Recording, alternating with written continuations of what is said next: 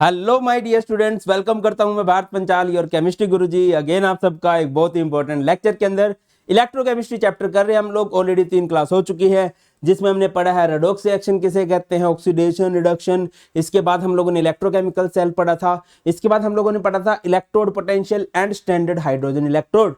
अब इस चैप्टर में जब हम आगे बढ़ेंगे तो एक बहुत इंपॉर्टेंट टॉपिक आता है Nernst equation.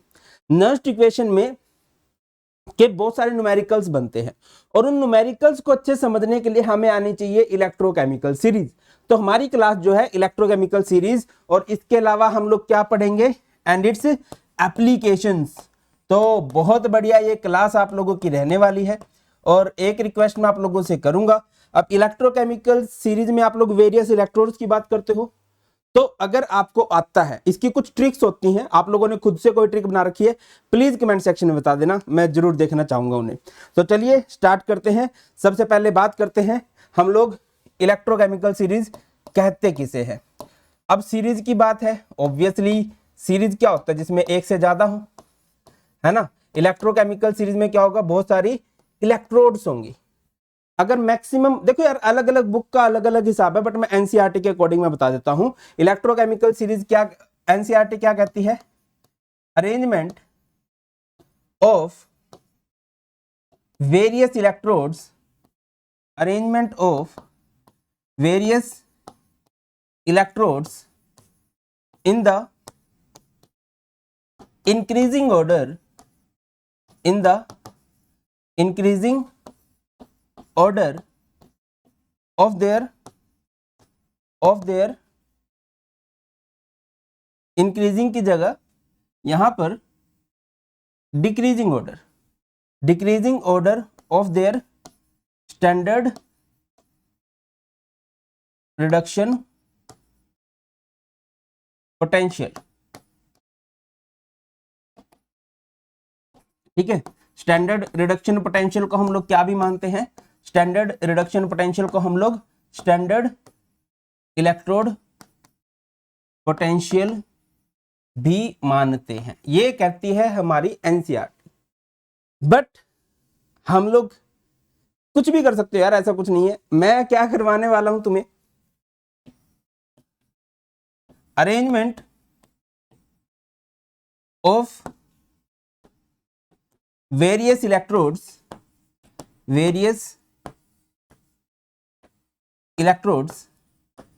in the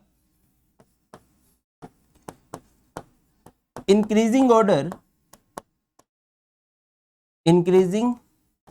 order of their standard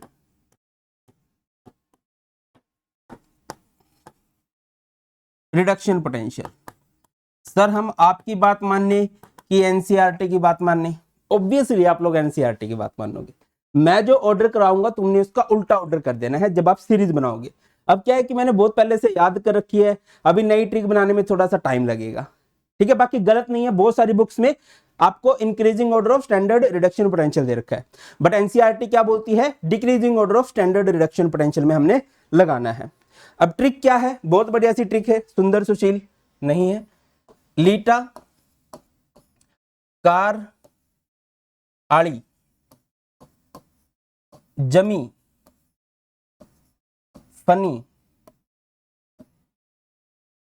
पंजाबन है, पंजाबन है।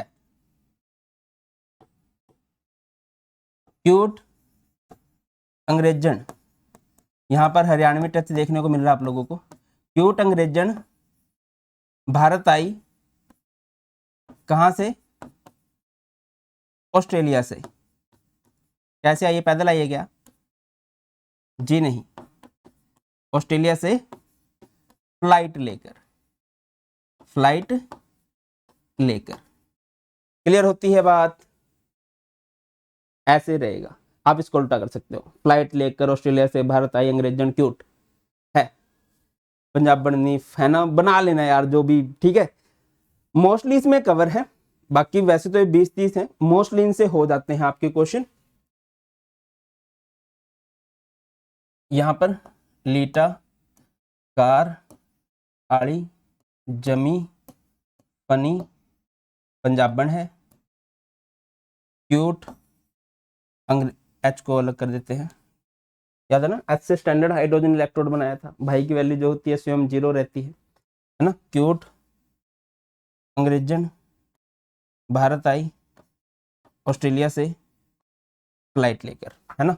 अगर मैं इनके नाम करूं बेटा जी, इनके नाम क्या होंगे, it is known as lithium, सबको आता ही होगा नाम, इसे बोलते हैं कैल्शियम, इसे बोलते हैं एल्यूमिनियम, इसे हम लोग कहते हैं जिंक, इसे कहा जाता है आयरन, इसे कहते हैं बेटा जी हम लोग निकल, इसे कहा जाता है लेड, इसे कहा जाता है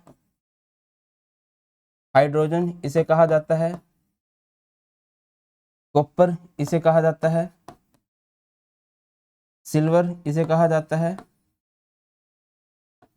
ब्रोमीन, इसे कहा जाता है गोल्ड, और इसे कहा जाता है ब्रो फ्लोरीन। अच्छा, यहाँ पे थोड़ा सा प्रमोशन कर देता हूँ कि अनअकैडमी पे कभी भी कोई भी सब्सक्रिप्शन आप चाहते हो तो यूज कीजिए code VP live, so that कि मैक्सिमम डिस्काउंट मिल जाए, ठीक है ना। अब लिथियम की वैल्यू कितनी होती है, -3.05 वोल्ट, ये याद नहीं रखनी है, आपको गिवन रहती है, बस थोड़ा सा ऑर्डर आप लोग याद रख लेना, ठीक है। कैल्शियम की वैल्यू होती है -2.87 वोल्ट, एल्यूमिनियम की वैल्यू होती है -1.66 वोल्ट,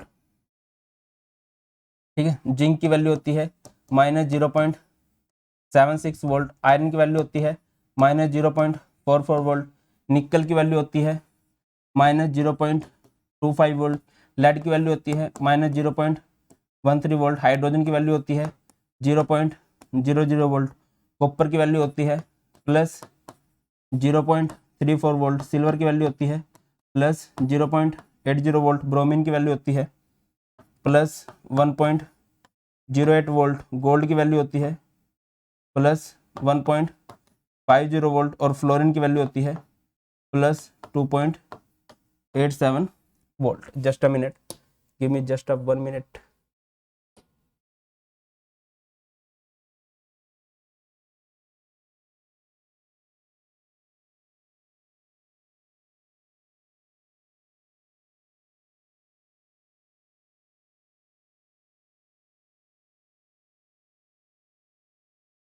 तो बेटा जी ये है आपकी इलेक्ट्रोकेमिकल सीरीज, रिपीट कर देता हूं ट्रिक को।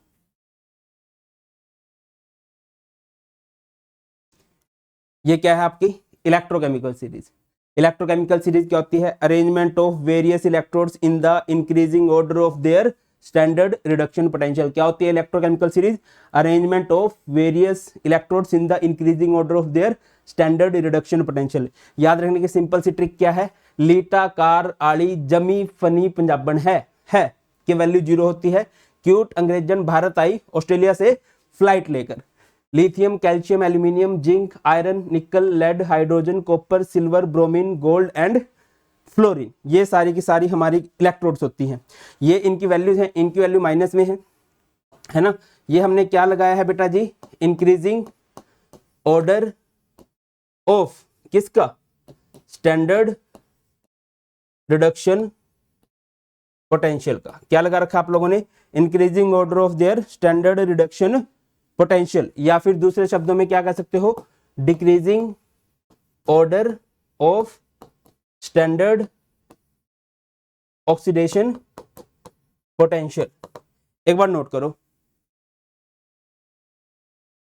ये वाला सीन है। अब देखो बेटा जी, down the group reduction potential बढ़ रहा है, तो down the group oxidising agent वाली प्रॉपर्टी बढ़ रही है। जिस रिडक्शन पोटेंशियल मतलब इलेक्ट्रॉन्स को गेन करने की पावर, जो इलेक्ट्रॉन्स को गेन करते हैं वो रिडक्शन शो होती है, जो रिडक्शन शो करते हैं उन्हें ऑक्सीडाइजिंग एजेंट बोलते हैं, ठीक है। Down the group oxidising agent बढ़िया होते हैं, रिड्यूसिंग एजेंट घटिया होते हैं, ठीक है ना। ये रिडक्शन पोटेंशियल बढ़ रहा है, रिडक्शन पोटेंशियल यानी कि इलेक्ट्रॉन्स को गेन करने की पावर बढ़ रही है। ये हमारी इलेक्ट्रोकेमिकल सीरीज है और इससे बहुत ज्यादा फायदे होते हैं। एक बार आप लोग देख लीजिए, अगेन रिडक्शन पोटेंशियल है, मैं एक चीज आपको करवाने लगा हूं। तो सबसे पहले हम लोग बात करते हैं इसकी एप्लीकेशंस की, ये हमारी कहां पर हेल्प करता है। सबसे पहले with the help of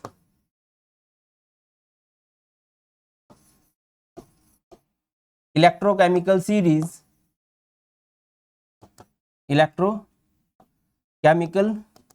series we can calculate EMF of a cell, electromotive force of a cell.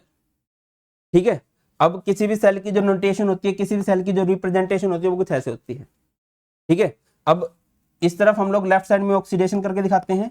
Oxidation होगी M से Mn positive, oxidation state increase हो रही है, और रिडक्शन में कुछ और ले लो, N पॉजिटिव से वहां पर ऑक्सीडेशन स्टेट घट रही होती है।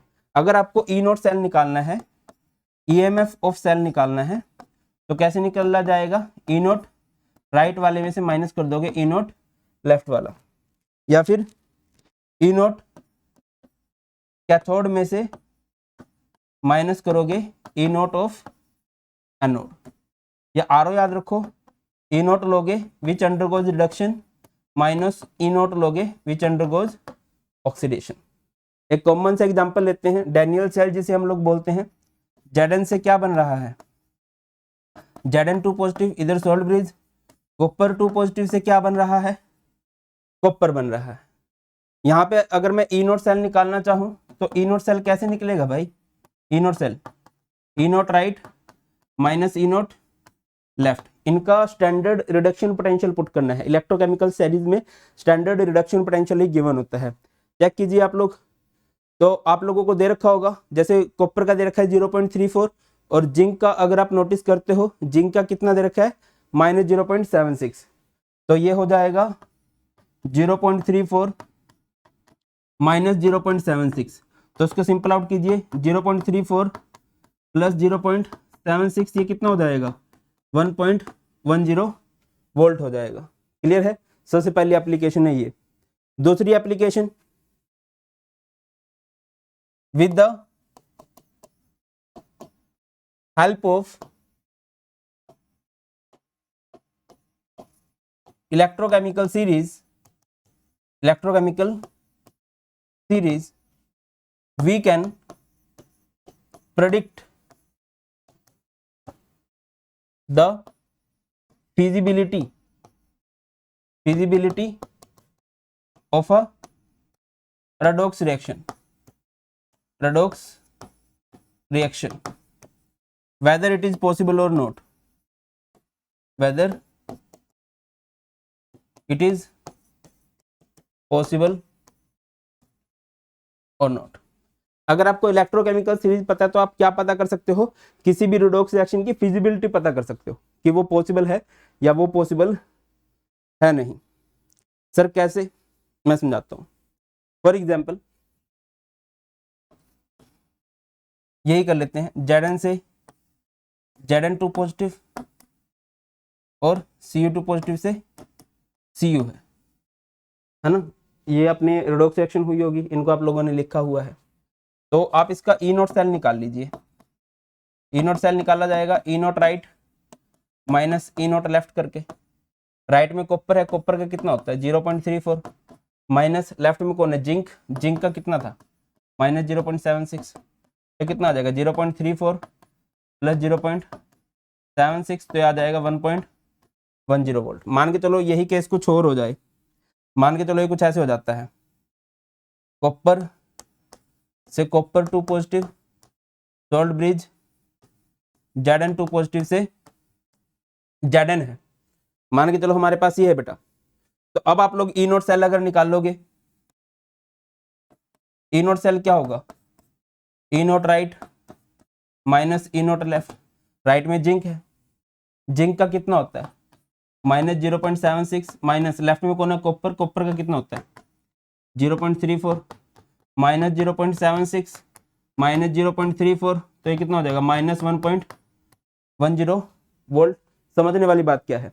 यहाँ पर जो standard electrode potential of cell आया है वो हमारा आया है पॉजिटिव, तो this cell is possible, cell possible है, ये रिडॉक्स रिएक्शन भी पॉसिबल है। यहाँ पर ई नोट सेल नेगेटिव आया है, this cell is not possible. आपने कुछ पंगे कर दिए हैं, जिस पर ऑक्सीडेशन होनी चाहिए थी उस पर आप लोग रिडक्शन करवा रहे हो, और जिस पर रिडक्शन होनी चाहिए थी उस पर आप लोग ऑक्सीडेशन करवा रहे हो, तो पॉसिबल नहीं है ये वाला सिनेरियो। क्लियर है ना। इस तरह से हम लोग ये बता सकते हैं कौन सा सेल पॉसिबल होगा, कौन सा सेल पॉसिबल नहीं होगा। क्लियर है। नेक्स्ट आगे हम लोग क्या कर सकते हैं, with the help of electrochemical series, with the help of electrochemical series we can check the activity of a metal, activity of a metal। देखिए मेटल की एक्टिविटी आपने चेक करनी है, तो किस बात पे डिपेंड करती है, मेटल्स की जो नेचर होती है ना, डिफॉल्ट नेचर, वो इलेक्ट्रॉन देने की होती है। इलेक्ट्रोकेमिकल सीरीज में हम लोगों ने क्या कर रखा है, बहुत सारी इलेक्ट्रोड्स को, मेटल्स को, नॉन मेटल्स को भी अरेंज किया है in the increasing order of reduction potential. Reduction potential means electron gain करने की पावर, उनकी इलेक्ट्रॉन गेन करने की पावर डाउन द ग्रुप बढ़ती जा रही है। या फिर ऐसे मान के चलो अगर किसी का रिडक्शन पोटेंशियल बढ़ रहा है, इट मींस वो इलेक्ट्रॉन लेना चाहती है। तो याद रखिए अगर किसी मेटल का स्टैंडर्ड रिडक्शन पोटेंशियल या स्टैंडर्ड इलेक्ट्रोड पोटेंशियल नेगेटिव है तो वो मेटल ज्यादा एक्टिव है। जितना ज्यादा रिडक्शन पोटेंशियल नेगेटिव होगा उतनी ज्यादा वो मेटल एक्टिव होगी।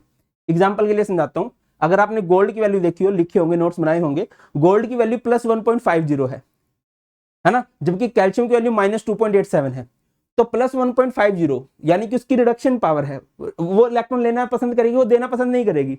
और आपको पता है गोल्ड ज्यादा एक्टिव नहीं होता, अगर गोल्ड ज्यादा एक्टिव होता तो उसकी प्राइस इतना हाई नहीं होने वाला था, क्योंकि गोल्ड कम एक्टिव है, दैट्स व्हाई उसका प्राइस बहुत हाई है ना, तभी इसको जंग वगैरह नहीं लगता। तो आप लोग क्या लिख सकते हो, a metal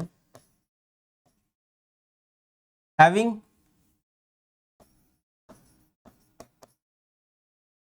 higher negative value of standard reduction potential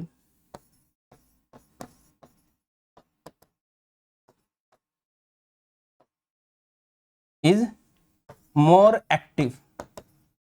ठीक है, एग्जाम्पल के लिए समझाता हूं, जैसे हाइड्रोजन है, हाइड्रोजन का स्टैंडर्ड रिडक्शन पोटेंशियल कितना होता है, अगर आप लिखना चाहो H पॉजिटिव बाय H2 ये होता है 0.00 वोल्ट, है ना। कॉपर का लिखना चाहो Cu 2 पॉजिटिव से Cu कितना है +0.34 वोल्ट।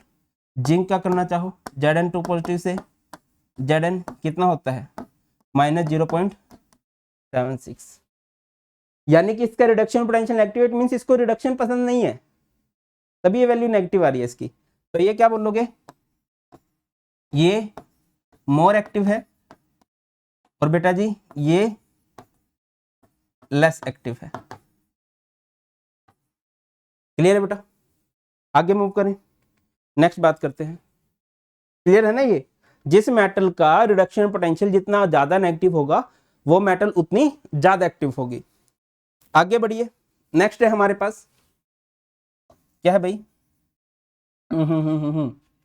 अगर आपको नेचर ऑफ इलेक्ट्रोड पता करना है, नेचर ऑफ इलेक्ट्रोड मतलब कौन कैथोड का काम करेगा, कौन एनोड का काम करेगा। आई होप आप सबको पता है कैथोड पर क्या होती है, कैथोड पर बेटा जी रिडक्शन हुआ करती है ना। एनोड पर क्या होता है, एनोड पर आपकी ऑक्सीडेशन होती है बेटा जी। तो याद रखिए an electrode having higher value of standard reduction potential कह लीजिए, या फिर स्टैंडर्ड इलेक्ट्रोड पोटेंशियल कह लीजिए, standard reduction potential will act as cathode. मैं आप जैसे एक एग्जांपल पूछता हूँ, आप सोच समझ के बताना। कैल्शियम में से और जिंक में से कौन कैथोड का काम करेगा। आप देखो E naught of calcium, E naught of zinc. E naught of calcium कितना होता है -2.87 वोल्ट और इसका कितना होता है -0.76 वोल्ट। माइनस में जो वैल्यू कम होती है एक्चुअल में वो वैल्यू ज्यादा होती है ना, माइनस वाला हिसाब किताब ऐसे है। तो इसका रिडक्शन पोटेंशियल ज्यादा है तो इन दोनों केसेस में ये रिडक्शन शो करेगा। तो भाई साहब ये किसकी तरह काम करेगा बेटा, it will act as cathode and इसको यहां पर क्या करना पड़ेगा, एनोड का काम करना पड़ेगा। दूसरा एग्जांपल कर लेते हैं, जैसे कि ई नोट जिंक है और ई नोट कॉपर है। ई नोट जिंक कितना होता है -0.76 वोल्ट और ये कितना होता है +0.34 वोल्ट। ये इनका रिडक्शन पोटेंशियल है, रिडक्शन करने की टेंडेंसी है। अब रिडक्शन करने की जिसकी ज्यादा टेंडेंसी होगी उस पर रिडक्शन होगी, वही कैथोड का काम करेगा। तो बेटा जी इसने किसका काम करना है, copper will act as cathode और इसने किसका काम करना है, एनोड का। क्लियर है, आई थिंक तो क्लियर होगा यहां तक सबको। आगे मूव करें, आगे MOVE करते हैं। नेक्स्ट है with the help of electrochemical series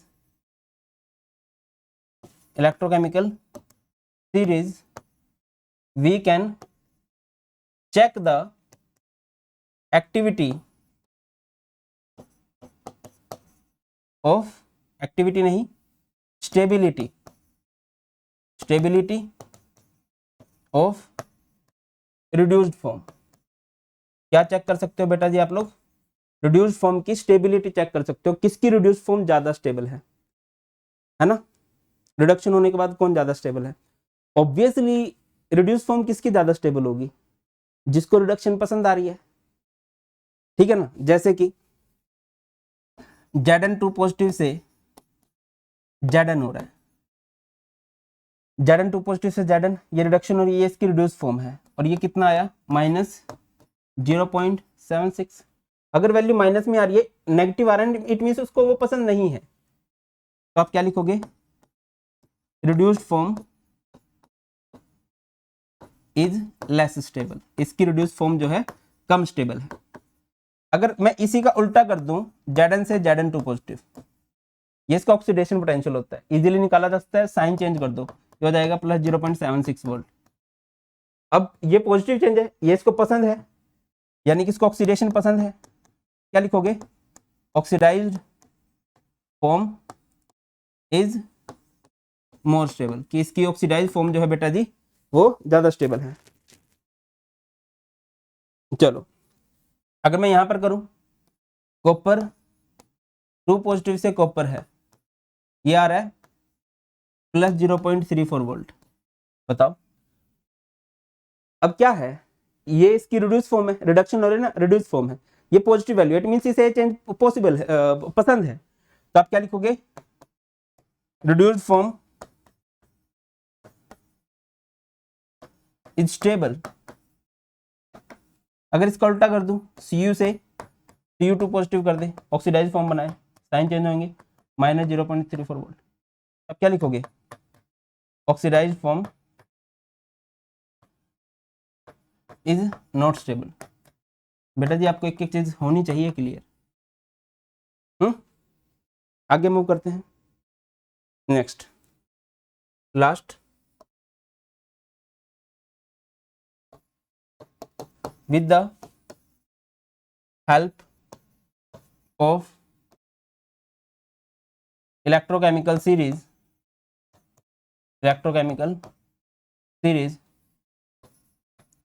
we can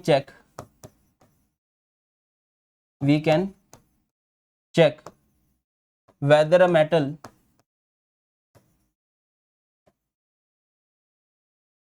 liberate H2 gas in acid or not। अगर हमें इलेक्ट्रोकेमिकल सीरीज पता है तो हम ये चेक कर सकते हैं कि कोई मेटल हाइड्रोजन गैस रिलीज करेगी कि नहीं रिलीज करेगी। देखो एसिड है, एसिड में हाइड्रोजन गैस आपको शायद छोटी क्लासेस में याद होगा कि जो एक्टिव मेटल होती है ना, वो जब एसिड में डाली जाती है तब वो हाइड्रोजन गैस रिलीज करती है। और एक्टिव मेटल कौन सी होंगी? जिनका इलेक्ट्रोड पोटेंशियल नेगेटिव होता है। जितनी भी मेटल्स का इलेक्ट्रोड पोटेंशियल नेगेटिव है वो सब की सब हाइड्रोजन गैस रिलीज कर सकती हैं। तो क्या लिखोगे? ए metal having negative value of standard reduction potential liberate H2 gas in acid. जैसे कि जिंक है, जिंक को आपने HCl में डाल दिया तो HCl में H पॉजिटिव रिलीज होगा। H पॉजिटिव को इलेक्ट्रॉन की जरूरत है। अब जिंक हाइड्रोजन से तो ज्यादा एक्टिव है, जिंक ऊपर है, तो जिंक अपने इलेक्ट्रॉन देना पसंद करेगा।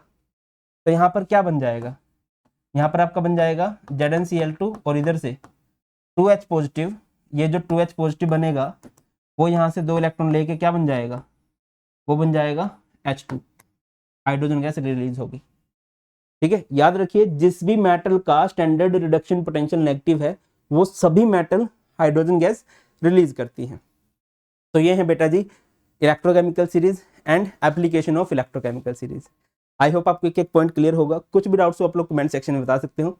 और इस लेक्चर की PDF आपको मिल जाएगी Telegram channel class 12 bye Unacademy पर। और बस एक रिक्वेस्ट करूंगा, इसको अपने फ्रेंड्स के पास शेयर कर देना सो दैट कि उनका भी भला हो जाए। That's all in this video. बहुत जल्द मिलते हैं, ख्याल रखिए। God bless you all, please take care. जय हिंद।